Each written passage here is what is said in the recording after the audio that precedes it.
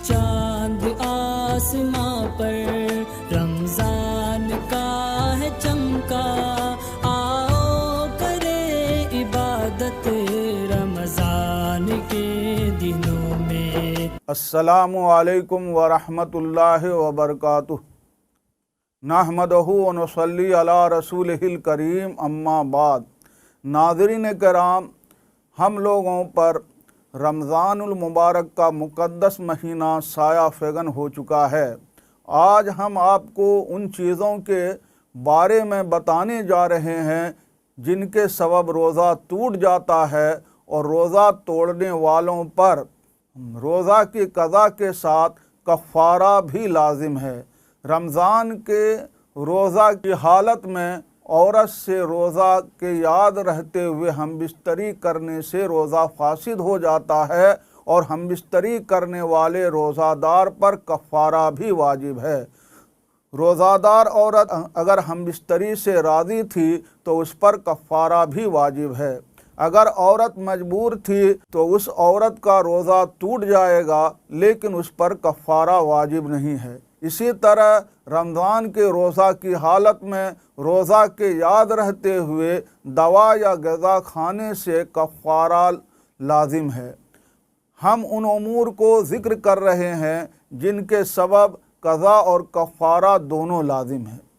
Number 1، روزہ کی حالت میں ایسی چیز کا کھانا جو غذا یا دوا کے طور پر استعمال کی جاتی ہے، یعنی وہ چیز صالح بدن ہے۔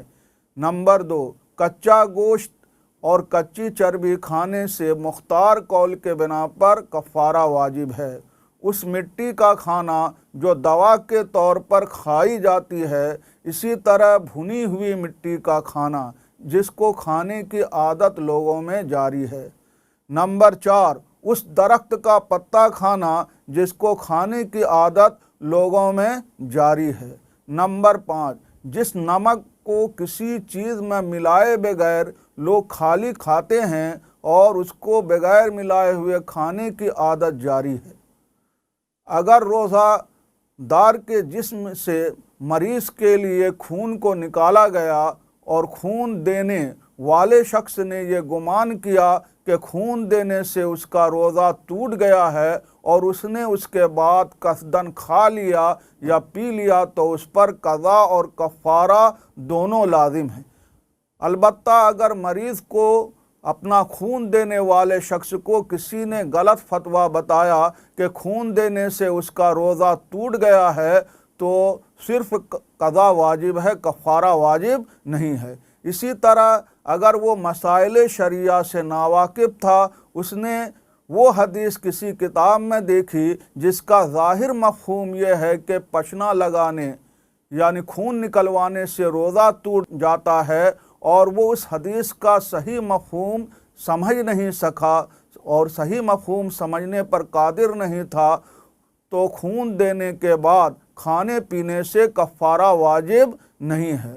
نمبر 7، اگر کسی روزہ دار نے رمضان کے روزہ کی حالت میں سرما لگایا یا اپنے سر مونچھ وغیرہ میں تیل لگایا اور یہ گمان کیا کہ اس کا روزہ ٹوٹ گیا ہے، اور اس گمان کے بنا پر اس نے قصداً کھا لیا پی لیا تو اس پر کفارہ واجب ہے۔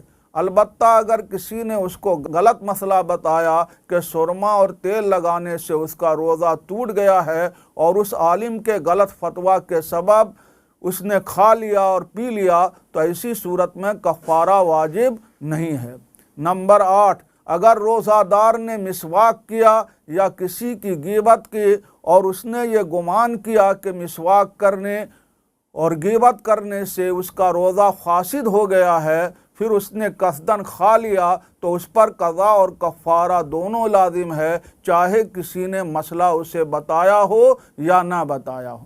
اگر کسی شخص نے قصداً روزہ توڑ دیا، پھر اس نے خود کو اس قدر زخمی کر لیا کہ اب وہ رات تک روزہ رکھنے پر قادر نہیں رہا، تو ایسے شخص پر قضا اور کفارہ دونوں واجب ہے۔ اس کے برخلاف اگر کسی عورت نے قصداً رمضان کا روزہ توڑ دیا، پھر اس کو حیض آ گیا تو اس پر کفارہ واجب نہیں ہے۔ اسی طرح اگر کسی نے رمضان کا روزہ توڑ دیا اور بیمار ہو گیا، اتنا بیمار ہو گیا کہ رات تک روزہ رکھنے پر قادر نہیں رہا، تو اس طرح قصداً روزہ توڑنے والے شخص پر کفارہ واجب نہیں ہے۔ اسی طرح قصداً روزہ توڑنے والا شخص روزہ توڑنے کے بعد پورا دن بے ہوش رہا تو ایسی صورت میں اس پر کفارہ واجب نہیں ہے۔ ناظرین کرام، اگلے ایپیسوڈ میں ہم آپ کو روزہ کے کفارے کے متعلق بتائیں گے۔